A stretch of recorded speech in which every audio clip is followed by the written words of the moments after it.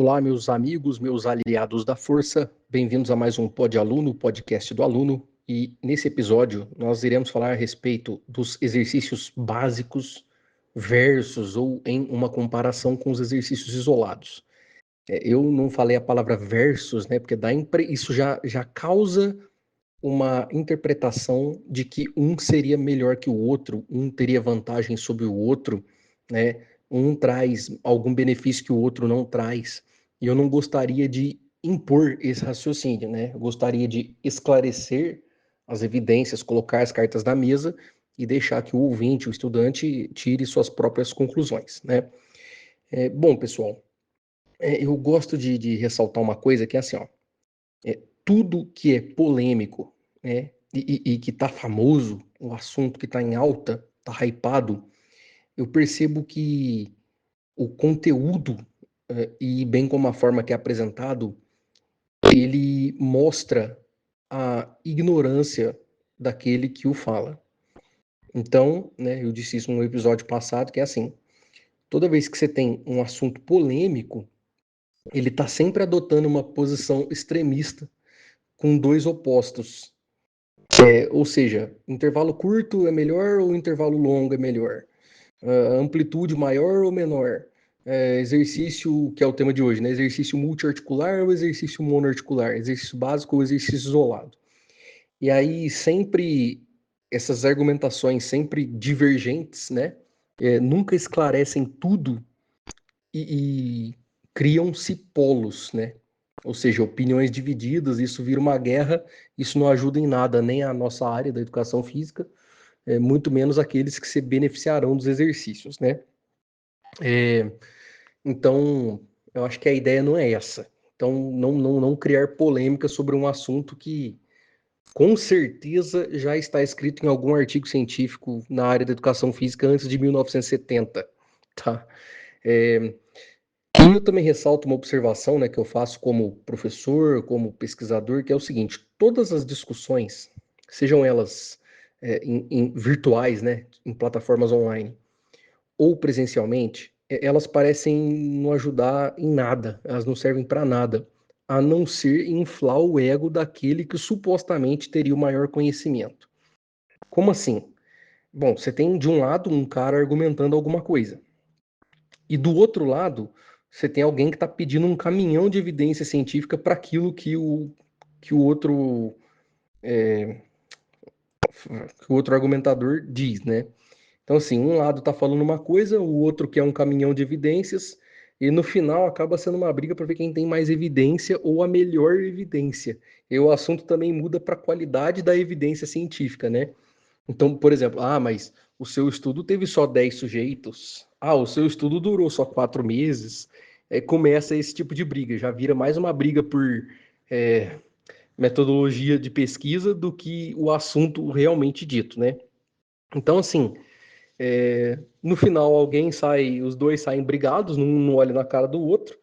E geralmente essas discussões que têm finalidades acadêmicas envolvem dois sujeitos também que não treinam. Ou seja, não tem muita fundamentação prática e também, se tiver fundamentação teórica, eu observo que é uma fundamentação teórica rasa, ou seja, ele só argumenta daquilo que interessa para ele, né? Que geralmente é sempre o caramba da hipertrofia, né? Sempre a hipertrofia atrai mais atenções. Então, como é que eu vou conversar de exercícios pliométricos, resistência variável, exercícios balísticos, com um cara que só está acostumado a fazer supino na máquina, né? Não tem como, não tem como. Ele vai achar uma contra-forma de argumentar, e destruir o raciocínio que a gente construiu. Mas já fica a reflexão inicial. O que a gente tem que ter? Tem que ter bom senso, senso crítico e fundamentar nossas decisões em fisiologia do exercício. E por que em fisiologia do exercício? Pessoal, todas as práticas, né, que envolvem exercícios físicos e suas adaptações, elas estão muito bem descritas nos livros de fisiologia do exercício, tá? Mas vamos ao tema central, né? Exercícios básicos e exercícios isolados. Os exercícios básicos, eles seriam aqueles exercícios multiarticulares, que envolvem grupos musculares grandes, né? e também mais grupos musculares. E, em teoria, isso já seria suficiente para promover resultado. Por exemplo, agachamento. Já trabalharia com uma forma ótima quadríceps, panturrilhas, glúteos, extensores da coluna, né? E essa seria uma premissa inicial. Um outro ponto reflexivo que eu tenho que falar para vocês é que, assim, não existe uma verdade universal no sentido de que ela seja uma solução para tudo, uma panaceia. Isso não existe. Então, a gente vai analisar diferentes contextos, diferentes cenários, tá? Então, por exemplo, no cenário da reabilitação, para alguém que sofreu qualquer tipo de acidente, lesão musculoesquelética, o agachamento seria a solução para tudo? Às vezes não. Tem gente que não vai conseguir agachar. Às vezes nem é recomendado, dependendo do tempo que o indivíduo se encontra ali em reabilitação, não seria recomendado. Aí, nesse caso, seria interessante o exercício isolado, para ele voltar a ganhar uma massa muscular inicial, para ele voltar a ter propriocepção daquele membro. Muitas vezes esse indivíduo que está em reabilitação, ele tem medo do movimento, né? Você tem que devolver a confiança para ele. Aí, com o tempo, ele volta a agachar, né? Então, tá vendo? Não é bem assim, né? Solução para tudo. Num outro cenário, você tem a aprendizagem motora. Aí já começa um confronto, né? Para uma pessoa que não está lesionada e que está aprendendo a fazer movimento, eu pergunto para você, ela vai se beneficiar mais do quê? De fazer agachamento ou fazer cadeira extensora? Eu garanto para você que ela vai se beneficiar mais do agachamento. Dificilmente a cadeira extensora vai beneficiar qualquer um em qualquer coisa, a não ser hipertrofia, mas esse é um tópico para o futuro, né? Lembra que no meu discurso aqui, no meu raciocínio, eu não quero. Eu quero tentar não apresentar vieses, né? São aquelas tendências de confirmar coisas que a gente acha que é verdade. A gente sempre vai fundamentar com as evidências, né? Mas aí uma das coisas que é um outro tópico de raciocínio, né, é a questão da função versus hipertrofia. Como eu comentei, o que é melhor para qualquer cenário esportivo? Um cara que faz agachamento ou um cara que faz cadeira extensora? Sem sombra de dúvidas, o cara que faz agachamento em relacionado à função e hipertrofia, ele vai obter melhores resultados. Aí um argumento que pode surgir é o seguinte, o exercício isolado, ele viria para complementar. Aí eu já deixo uma nova reflexão. Complementar o quê? Será que não seria viável ele fazer mais do básico? Ou será que o que ele já fez já não estava bom? Então vamos fazer uma construção mental aqui. Por exemplo, você tem um grupo que faz 6 séries de agachamento e um outro grupo que faz 6 séries de cadeira extensora. Aí, bom, ambos têm um total de 6 séries ali para a musculatura do quadríceps. Aí alguns podem argumentar assim, mas o quadríceps é um exercício incompleto, tem trabalho que mostra que ele não hipertrofia o reto femoral, mas também tem trabalho que mostra que ele hipertrofia o reto femoral. E aí? Né? Outro exemplo, por exemplo, a mesa flexora, eu preciso fazer mesa flexora porque o agachamento não trabalha muito bem os posteriores de coxa, porque eles são biarticulares, aí eles caem naquele paradoxo de Lombard. Tem trabalho também que mostra que o agachamento fortalece os posteriores de coxa mais do que a mesa flexora, né? Ou seja, entra naquele argumento que eu dei lá no começo. Vai virar uma briga de ego para ver quem tem a melhor evidência. Então, eu também não quero ficar pautando nossa discussão só em quem tem a melhor evidência, porque no final das contas vai ficar 1-1, vai ficar empatado. Você vai ter evidência para os dois lados, né? Então, assim, vamos supor que um grupo fez 6 séries de agachamento, outro grupo fez 6 séries de cadeira extensora. Aí alguém vai falar assim, não, eu vou fazer mais cadeira extensora para complementar. Aí vamos supor que esse cara, então, ele fez 6 séries de agachamento mais 6 séries de extensora. Isso deram 12 séries no total. Aí eu pergunto não, né? Você aumentou o seu volume de treino de 6 para 12. Você duplicou. Será que a hipertrofia que você teve não foi fruto do aumento do volume de exercício? Ou foi do exercício que você colocou? Há de se raciocinar, né? Será que não seria mais interessante fazer 12 séries de agachamento? Mas aí também a gente cai num problema, que é um aumento drástico de volume e no custo, no cansaço geral imposto no organismo. Como assim?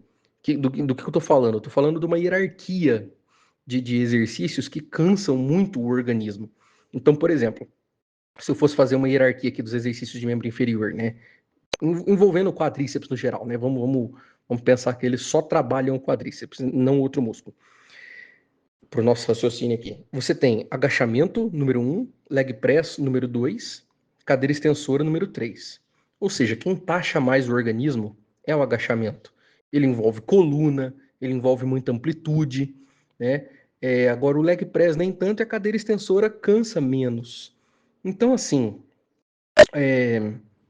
às vezes você quer colocar um outro exercício, que é o que a gente faz também no powerlifting, você quer colocar um outro exercício que envolvam menos segmentos corporais, como por exemplo leg press, que vai gerar um cansaço menor no organismo. Porque fazer 12 séries de agachamento é meio inviável. Você até consegue fazer, mas amanhã você tá morto. Vou fazer uma brincadeira aqui, né? Você vai acordar morto. Então não é interessante. Então talvez seja mais interessante mesmo você acrescentar algum outro exercício que dê o benefício da hipertrofia. Mas também aí a gente cai no outro problema, né? Tá vendo que cada raciocínio, cada argumento, ele tem um contraponto. E aí você tem que colocar numa balança aquilo que você julga que vai ser mais importante. A gente tem a questão da especificidade. Gente, leg press e cadeira extensora não ajuda em nada no agachamento. Não ajuda em nada. Mesmo envolvendo quadríceps, ou no caso do leg press, que envolve também glúteos e posteriores, o cara não vai conseguir agachar na hora que ele for para o agachamento. Então, talvez será que não seria melhor uma logística de distribuição de mais agachamentos na semana, ao invés de fazer 12 agachamentos num dia só? Tá vendo que já envolve outra variável, né, que seria a frequência de treino, não só o volume feito na semana de qualquer jeito, mas assim, vamos supor que ele faça 4 agachamentos na semana, 3 séries cada um, né, para dar essas 12 séries totais, né? Então, assim, gente, num cenário aqui, eu tô chegando à conclusão que a cadeira extensora não ajuda ninguém em nada, tá? Aí qualquer outro benefício proposto poderia ser alcançado pelo simples, né? Mas tem estudo que mostrou que o reto femoral não ativa no agachamento. Ué, mas é o que eu falei, também tem estudo que mostra que ativou. Aí tem mais um problema da questão da ativação e da hipertrofia a longo prazo, né? Mas, falando de hipertrofia especificamente, a gente sabe que diferentes exercícios, bem como diferentes amplitudes, impactam sim a forma como o músculo se desenvolve. Essa aí eu já deixo uma outra reflexão, né? Essa diferença estatística seria tão visível a olho nu, né? E se sim, será que uma pessoa comum precisa disso? Né? Se a pessoa não é um fisiculturista competitivo, será que ela precisa mesmo se submeter a tanto trabalho assim na academia para chegar a ter uma voltinha do quadríceps diferente? Eu deixo uma nova reflexão aqui. Se você pegar 10 fisiculturistas de alto nível, você consegue olhar, por exemplo, para a coxa de cada um e falar o que cada um faz de qual exercício? Né? E na realidade a gente vai perceber o seguinte, né? A gente percebe que cada um faz um treino completamente diferente do outro, o que levanta outra reflexão. Será que tudo isso não é fruto da bomba, do esteroide anabolizante? Né? Eu me refiro ao seguinte, o potencial anabólico da droga é tão grande que não importa mais se o cara comer lixo ou fizer cadeira extensora ou agachamento, vai tudo hipertrofiar de forma extrema, né? Então assim, será que a diferença estética é tão grande assim? Eu até acho que sim, mas só para competidores. Então acho que assim, só no altíssimo nível do desenvolvimento muscular que alguma coisa talvez faria diferença. Esse cara aqui fez esse exercício e melhorou essa parte. Eu acho que isso seria verdade, sim, mas num nível muito extremo, né? Não para nós, meros mortais, não usuários de bomba que treina por até objetivo estético, mas também por saúde ou outro esporte, né? E assim, para pessoas comuns que buscam hipertrofia, eu acho que ela não teria nenhuma vantagem, nenhuma voltinha adicional no quadríceps por fazer cadeira extensora. E meu posicionamento é de que se ela se organizasse para fazer mais agachamentos na semana, ela conseguiria ter, ter bons ganhos de hipertrofia nas coxas e também com a questão da função. Porque também não adianta nada você ter um quadríceps grande e não conseguir carregar uma coisa pesada. Aí você pode contra-argumentar assim, mas nem todo mundo pensa em força. Você fala isso porque você não está hospitalizado. Vai num hospital pegar um velho acamado, ver se ele não não queria extensora, não queria força, entende? E tem mais uma coisa que eu ressalto como treinador, é que é o seguinte, eu percebo que essas diferenças nos exercícios, elas se manifestariam de forma visual ao longo de vários anos de treinamento. Ou seja, assim, um diferente padrão motor, por exemplo, o jeito que um cara A rema de um jeito que um cara B rema, quando comparando os dois, eu acho que levaria uma solicitação, ainda que pequena, de diferentes fibras musculares e uma porção específica do músculo, o que a longo prazo, né, iria se manifestar visualmente em alguma parte mais desenvolvida do que a outra. Vou dar um exemplo aqui que veio na minha cabeça, mas, por exemplo, você tem é, pessoas que remam usando mais os ombros, né? Rema mais baixo, e tem gente que rema usando mais os cotovelos. O cara rema mais fechado, digamos assim, rema, né? Não sei se dá para visualizar o exemplo que eu dei, né? Pensa numa remada baixa, onde o cara tá levando mais para a direção do umbigo e outra que o cara tá levando mais para a direção do peitoral. Você percebe ao longo do tempo que a estética das costas e dos braços dos dois são diferentes, tá? Mas, para finalizar esse episódio muito controverso, eu deixo a minha sugestão. Tira os exercícios isolados que seriam redundantes. O que eu quero dizer com isso? Ó, uma coisa realmente são os flexores de joelho, né, posterior de coxa, que querendo ou não, vai precisar de um trabalho mais isolado, porque fica mais deficiente mesmo o seu trabalho no quadríceps. Isso, o seu trabalho no agachamento. Desculpa, é que é tanto exemplo envolvendo agachamento, quadríceps, que eu estou me confundindo nas palavras aqui. Então, assim, por exemplo, no caso do agachamento, você vai precisar mesmo de uma mesa flexora para poder trabalhar os posteriores de coxa. Mas você também poderia fazer um stiff, um levantamento terra. Né? Será que o benefício não seria o mesmo? Mas eu me refiro a tirar os exercícios isolados que seriam redundantes. Por exemplo, assim, você tem remada, que é um exercício multiarticular, que envolve, vamos pensar numa remada numa posição mais aberta, que está fazendo a abdução horizontal do ombro, né? E você tem o voador dorsal, né? Ou fly inverso, crucifixo inverso, que é um exercício uniarticular, né? Isolado, mas que faz o mesmo movimento de abdução horizontal do ombro. Ou seja, articularmente falando no ombro é o mesmo movimento. O que eu sugiro? Tira o voador dorsal e faz mais remadas, seja no mesmo treino ou seja na semana, para você e observe os seus resultados no desempenho de força e hipertrofia. Talvez meus argumentos todos possam ser inválidos se você inválidos na sua percepção, né? Você não os aceitou, não os compreendeu, ou compreendeu e não aceitou, tanto faz. Você tem que ir lá e fazer, não vai ter jeito, né? Mas é isso, gente. Espero que vocês fiquem bem, que a força esteja com vocês.